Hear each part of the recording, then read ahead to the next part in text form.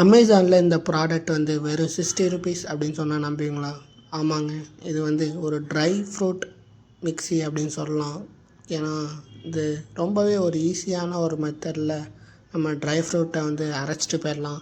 இப்போ மிக்ஸியில் நான் போட்டால் அந்த ட்ரை ஃப்ரூட்ஸ் வந்து அரையாது, ரொம்பவே இதாக இருக்கும். ஸோ இந்த கிரே கலர் இதை எடுத்து அப்படியே இந்த க்ரீன் கலர் மேலே அப்படியே ஃபிக்ஸ் பண்ணிட்டிங்கன்னா போதும், நம்ம அரைக்க ஆரம்பிச்சிடலாம். அதுவும் எப்படின்னு நான் உங்களுக்கு செஞ்சு காட்டுறேன்.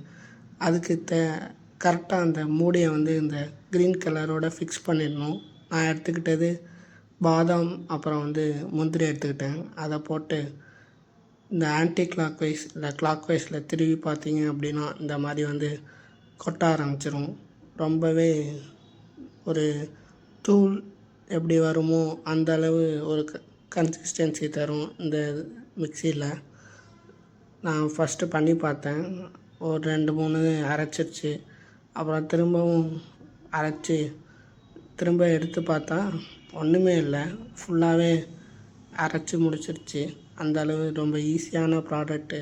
இந்த ஸ்டெயின்லெஸ் ஸ்டீல் தான் கொடுத்துருக்காங்க, அந்த 4 சைடும் அதுதான் வந்து இது பண்ணுது. இந்த அளவு கூட மிக்ஸியில் வந்து அறுபடாது அப்படின்னு நினைக்கிறேன். ரொம்பவே ஒரு யூஸ்ஃபுல்லான ப்ராடக்ட்.